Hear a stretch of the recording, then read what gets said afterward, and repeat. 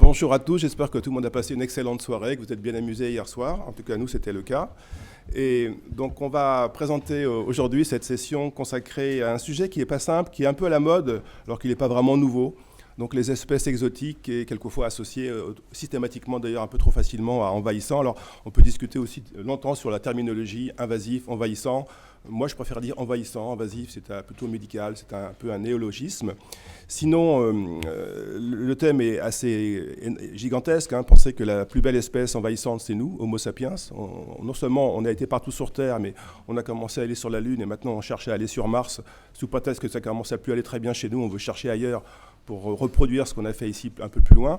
Et pratiquement toutes nos espèces domestiquées, cultivées, élevées en Europe viennent d'ailleurs. Donc, ne soyons pas non plus complètement schizophrènes.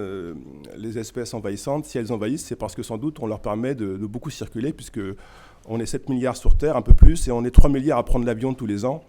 Imaginez qu'on transporte en voyageant, même accidentellement, sur nous. Donc je ne vais pas prendre plus de temps. Voilà, il n'est pas tout à fait 9h, il est un peu passé, voilà. Donc on va faire la session en 2 demi-sessions. À la fin des 2 premières communications, il y aura une discussion. On changera la tribune et on attaquera la deuxième demi-session ensuite. Et pour ne pas perdre plus de temps, je passe la parole maintenant à Valérie Chansigo, qui est historienne de l'environnement, que j'imagine pas mal d'entre vous connaissent, chercheur associé au laboratoire Sphère de l'université Paris 7 Diderot. Valérie, tu as la parole. Bonjour, merci à tous. Merci d'avoir bravé le métro vers la Défense le matin à 9h. Je sais, c'est quand même assez redoutable à vivre. Moi, je me demande toujours comment les gens vivent ça tous les jours. Enfin bref. Je vais vous parler des nuisibles lorsqu'ils sont étrangers, c'est-à-dire les espèces introduites et surtout envahissantes. Je vais le faire en replaçant en fait l'origine de cette notion, voir un peu comment elle a été bâtie, construite, comment elle s'est imposée, comment elle s'est diffusée. Et je vais m'intéresser après aux critiques de cette notion pour essayer de démonter, d'analyser ces critiques et surtout d'aller plus loin que ces critiques. Le premier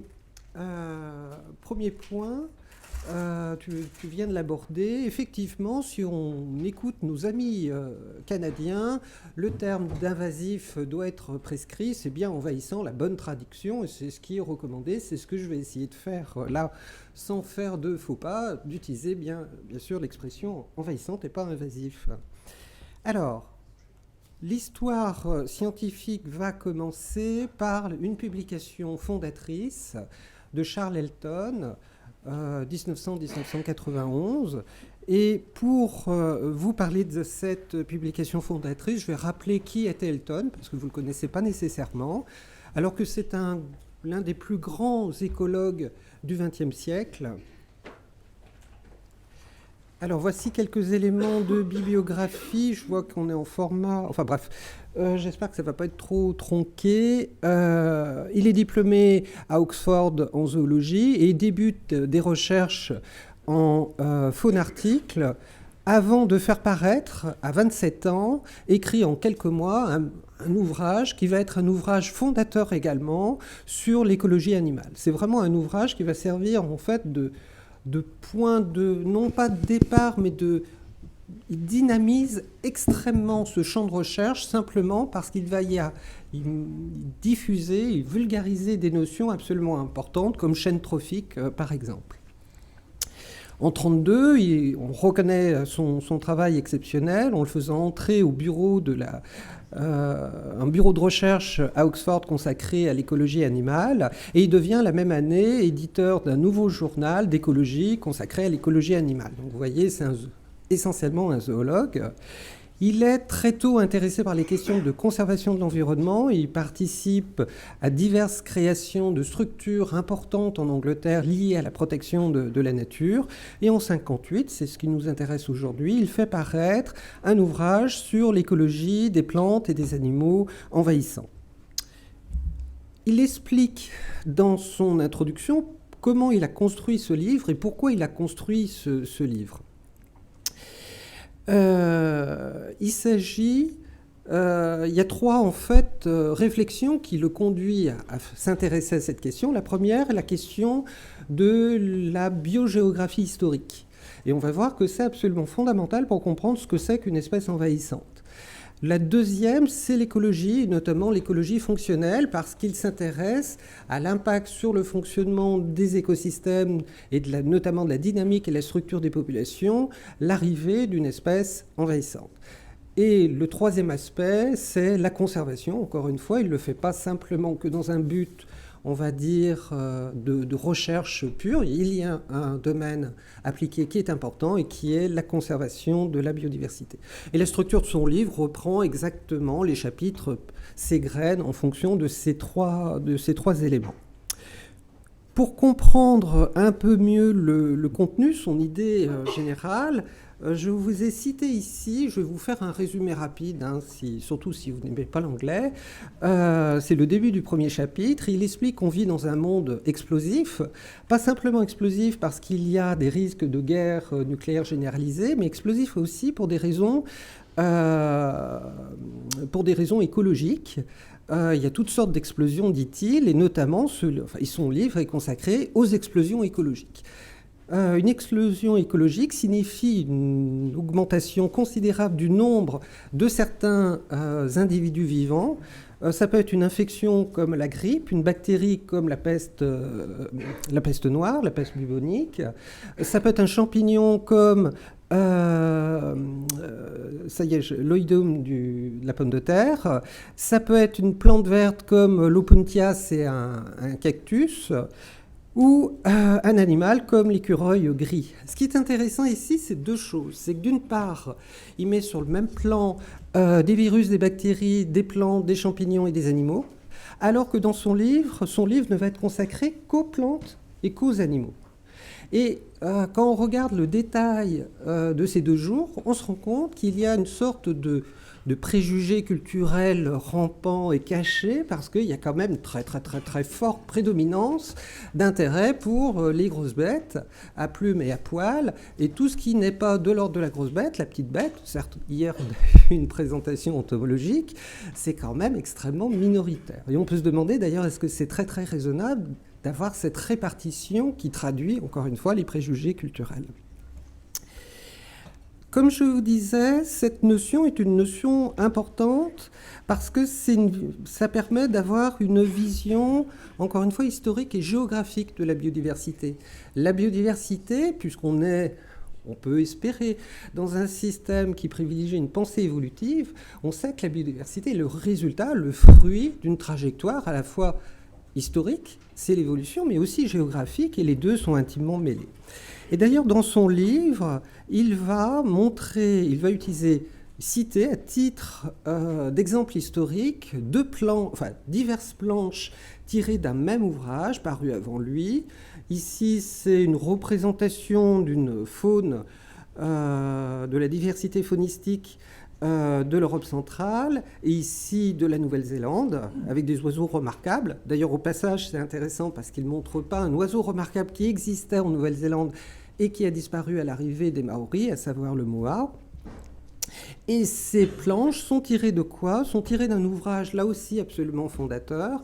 C'est l'ouvrage de Wallace, un darwinien extrêmement intéressant de la période victorienne, qui fait paraître en 1876 la distribution géographique des animaux, qui est là aussi un ouvrage fondateur. Et pourquoi c'est un ouvrage fondateur ? Parce que pour la première fois, il y a une synthèse de la répartition des animaux considérée d'un point de vue évolutif. Et ça montre quoi ? Ça montre, pour faire simple, l'adaptation des organismes vivants à un certain environnement. Ce que va faire l'être humain avec sa manie de voyager, manie qui remonte extrêmement loin, juste d'une façon anecdotique, on sait maintenant que dans les populations humaines de la Corne de l'Afrique, il y a des éléments d'ADN de populations européennes. Ça veut dire qu'à la préhistoire, nos ancêtres non seulement ont quitté l'Afrique par cette région-là, ont été colonisés en Europe, puis quelques milliers d'années sont redescendus en population suffisamment dense pour mélanger leur ADN aux populations de la Corne de l'Afrique. Donc l'être humain, depuis la préhistoire, bouge beaucoup et transporte avec lui beaucoup d'organismes vivants de façon volontaire ou involontaire. Donc l'être humain va modifier cette répartition initiale des organismes vivants, et c'est ce qui va produire le mécanisme des espèces envahissantes. Si on fait une petite analyse scientométrique, on se rend compte qu'effectivement, il y a une augmentation à peu près exponentielle du nombre de publications, en sachant que c'est extrêmement difficile d'avoir une évaluation du nombre de publications pour une raison bien simple. Il suffit d'ailleurs d'examiner la bibliographie de l'ouvrage d'Elton. L'expression « espèce envahissante » n'apparaît dans aucun des titres qu'il a utilisés pour faire son ouvrage. C'est-à-dire, si lui commence à utiliser cette expression est nouvelle en 1958 sous cette forme générique. C'est-à-dire, certes, on s'est intéressé à des espèces végétales, animales ou autres qui étaient envahissantes, mais pas forcément, c'était pas un sujet d'étude. Et là, manifestement, ça devient un sujet d'étude de plus en plus marqué, de plus en plus repéré, à partir des années, on va dire, 1990. Donc cette courbe n'est pas une courbe réelle, il faut se méfier parfois des documents historiques qu'on peut avoir parce que ça peut être trompeur, il y a d'autres documents, mais simplement ils ne sont pas forcément repérables dans la bibliographie parce qu'ils n'ont pas les mots-clés qui permettraient de les attraper. Depuis une vingtaine d'années, alors c'est intéressant aussi de voir dans cette courbe, c'est une courbe pratiquement exponentielle et qui suit en fait le caractère, la courbe exponentielle de l'introduction des espèces. Donc il y a une cohérence entre la recherche scientifique et les problèmes qui se multiplient d'un point de vue environnemental. Donc depuis 20-30 ans, il y a des critiques de plus en plus régulières de cette notion. Il s'agit de les reprendre, même si j'en fais pas ici un inventaire faute de temps. Et notamment, on a entendu déjà hier, de façon répétée, que les espèces envahissantes avaient un rôle écologique. Elles avaient en fait, en quelque sorte, une utilité. Ce qui est assez intéressant, c'est d'imaginer qu'on veut évacuer le terme de nuisible parce qu'il serait anthropocentré, quelque part, tandis que le terme d'utilité, lui, ne paraît pas anthropocentré alors qu'il est tout autant anthropocentré. Mais ça, c'est une autre question. Donc, les espèces envahissantes ont un rôle écologique. Sauf que dès qu'on rentre dans des exemples factuels, précis et détaillés, cette affirmation paraît quand même un peu légère. Je vais prendre quelques exemples. Le premier exemple, c'est le phylloxéra. Le phylloxéra, c'est un insecte arrivé d'Amérique. On l'observe pour la première fois en France en 1863 et il tue quasiment la totalité des pieds de vigne. Quand je dis quasiment, c'est vraiment quasiment la totalité des pieds de vigne. En 1880, c'est-à-dire 17 ans après l'arrivée, la première observation du phylloxéra, il ne reste plus que 25 000 hectares de vignes sur un total de plus d'1 million. Donc, l'idée du rôle écologique du phylloxéra, là, paraît pas franchement évidente.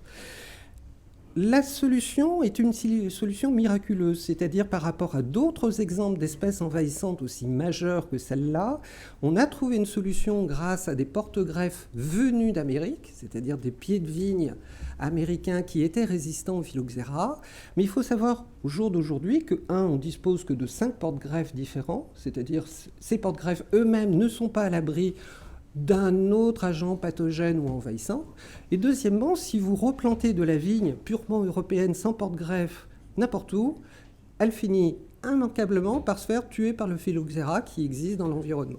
Donc la solution, c'est une solution miraculeuse parce qu'on la trouve rarement, en fait, dans les études de cas qu'on peut faire. C'est vraiment exceptionnel, ce n'est pas la règle, et c'est une règle, en plus, assez fragile. Donc, utilité écologique des espèces envahissantes. Je vais prendre un deuxième exemple, c'est l'exemple de la spongieuse. Spongieuse, papillon dont la chenille a la caractéristique de régulièrement d'avoir des sortes de bouffées populationnelles ravageurs parce qu'un ensemble de chenilles est capable de défolier la totalité d'un arbre en quelques jours seulement. Le phylloxéra était arrivé d'Amérique en Europe. Là, c'est l'inverse. C'est un papillon qui est européen, qui va être introduit délibérément en Amérique, qui va s'échapper, bien sûr, des élevages, comme inévitablement ça se passe, et qui va être l'espèce envahissante la plus coûteuse de toutes les espèces envahissantes de l'histoire de l'Amérique du Nord, ce qui est quand même pas mal. Et là aussi, le rôle écologique de la spongieuse paraît pas très très évident au regard de ce qu'elle est capable de faire. Là, ces forêts brunâtres, c'est pas parce qu'on est en hiver, on est en pleine saison de croissance des feuilles, c'est simplement des arbres, des forêts qui ont été défoliés par la spongieuse. Donc vous voyez que les conséquences écologiques sont quand même pas négligeables. C'est énorme. Il faut savoir qu'un arbre défolié finit par mourir, en général, soit parce que il n'arrive pas à survivre au traumatisme de la perte de la totalité de ses feuilles, soit parce qu'il y a d'autres agents qui arrivent, d'autres insectes, d'autres maladies qui finissent le travail de la spongieuse. On n'a jamais réussi à l'éradiquer, on n'arrivera jamais probablement à l'éradiquer. On arrive simplement à la contenir quand les programmes sociaux, je dirais, sont respectés. Alors vous allez me dire, ouais, mais la vigne, ces forêts, c'est des forêts cultivées, la vigne, c'est une plante de culture, tout ça, on est dans un univers, là aussi, anthropocentré, on est dans l'univers des hommes, dans l'univers de la nature, si on pouvait le séparer, il y a quand même une utilité de ces espèces envahissantes. Alors, je vais vous donner un exemple qui n'a rien à voir avec des intérêts économiques humains, à savoir les amphibiens. Les amphibiens sont atteints depuis maintenant une vingtaine d'années par un champignon, un chytride. Alors j'ai parlé ici d'une autre espèce de champignon qui s'attaque spécifiquement aux salamandres. Je vous rappelle pour ceux qui n'étaient pas là hier, ce champignon qui s'attaque aux salamandres va faire probablement disparaître toutes les salamandres d'Europe, puisque le taux de mortalité est de 96%. Ce chytride est répandu sur à peu près toute la Terre. Les régions blanches sont simplement des régions qui n'ont pas été étudiées forcément. Savoir s'il n'y a pas de chytride dans ces régions est assez improbable. Le problème de ce champignon, qui atteint toutes les espèces d'amphibiens, c'est qu'il les atteint de façon extrêmement différente.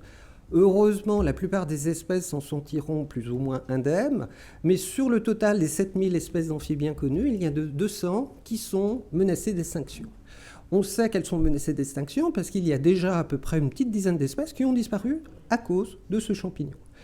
Il faut savoir également que ce champignon, comme la totalité des espèces envahissantes, doit son expansion et sa circulation aux activités humaines.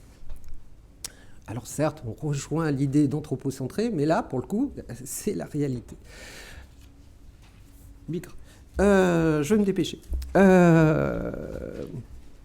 Là aussi, on peut s'interroger sur le rôle écologique de ces espèces envahissantes.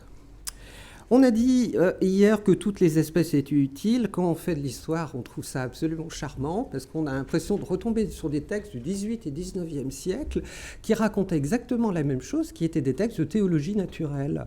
Alors je vous donne ici un petit exemple que je vous recommande de lire parce que ça a été traduit magnifiquement au XVIIIe siècle. C'est un poète britannique, Alexander Pope, qui a fait un essai sur l'homme. Et vraiment, je vous invite, c'est un très beau texte. Et il écrit, alors, dans la vague des airs, sur la terre et dans l'onde, voyez en mouvement la nature féconde, sans cesse elle embellit, ou peuple l'univers, parcourez, rassemblez tous les êtres divers, commencez par le Dieu qui leur donne la vie. Quel spectacle étonnant, quelle chaîne infinie. Esprit pur dans les cieux, hommes, poissons, oiseaux, habitants de la terre et des airs et des eaux, insectes différents que l'œil découvre à peine, brisez un des anneaux qui forment cette chaîne, de l'assemblage entier, l'équilibre est perdu, et tout, dans le chaos, se trouve confondu.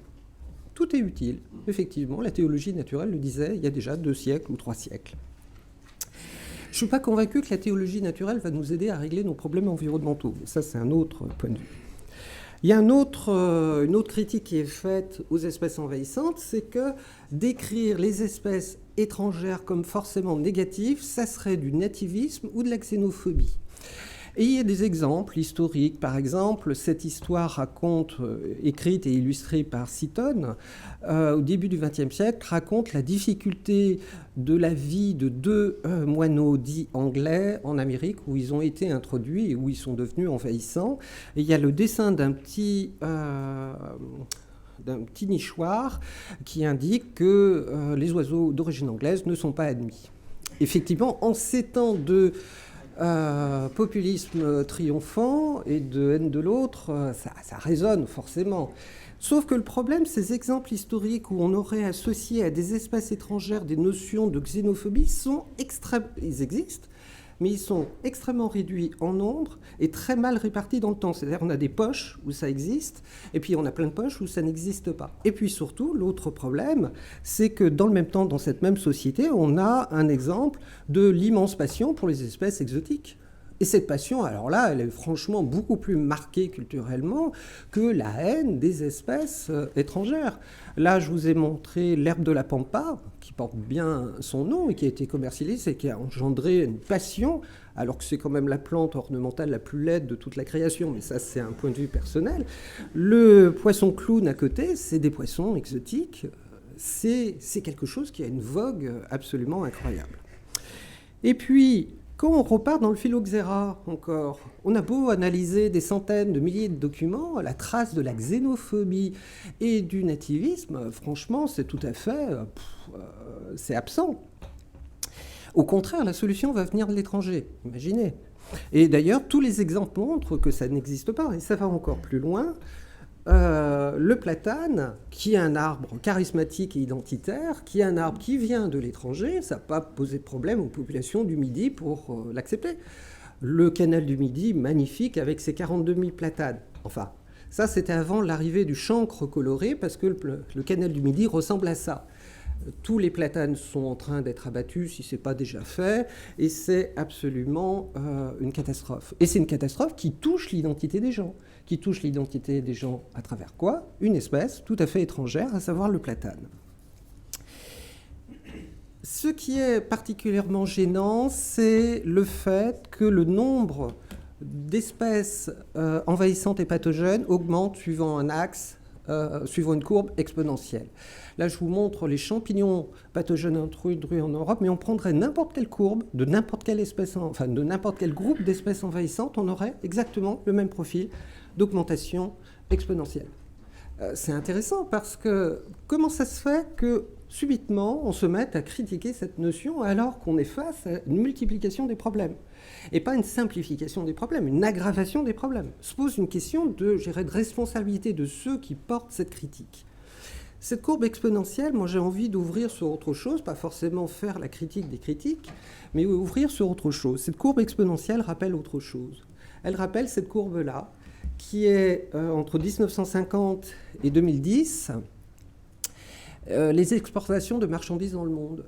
On dit souvent que la raison bien simple de la réduction de la biodiversité, c'est l'augmentation démographique. Non, c'est l'évolution des modes de vie. La démographie joue un rôle tout à fait secondaire dans cette histoire. C'est bien cette courbe-là qui est beaucoup plus forte que la courbe de la démographie qui explique l'épuisement des ressources naturelles. Et cette courbe est associée à une autre courbe, j'arriverai à ma conclusion, qui est la courbe de l'augmentation des inégalités sociales. C'est-à-dire, on pourrait dire, bon, après tout, la courbe de l'augmentation de l'activité économique permet de construire une société plus belle, plus juste, plus épanouissante, etc. Pas vrai ? La courbe que je vous ai montrée d'augmentation du commerce correspond à l'augmentation des inégalités sociales. Et on sait que ces inégalités sociales augmentant produisent des effets systématiques de dégradation des conditions sanitaires et de dégradation des conditions sociales. La dégradation observée à travers l'augmentation des espèces envahissantes correspond, je dirais de façon classique, à cette dégradation sociale provoquée par l'inégalité sociale mise en place par le régime économique que nous avons choisi. Et qu'au lieu d'essayer de faire disparaître le problème des espèces envahissantes en discutant sans fin des définitions, il faudrait peut-être s'interroger de pourquoi elles existent, comment elles existent, pourquoi on s'y intéresse en définitive aussi peu, pourquoi on est aussi incapable de prendre des décisions pour limiter cette croissance exponentielle qui est totalement délirante. Et là, ça oblige à quitter, je dirais, une pensée biologique, je dirais bien pensante, pour aborder des questions réellement sociales, économiques et politiques. Merci bien.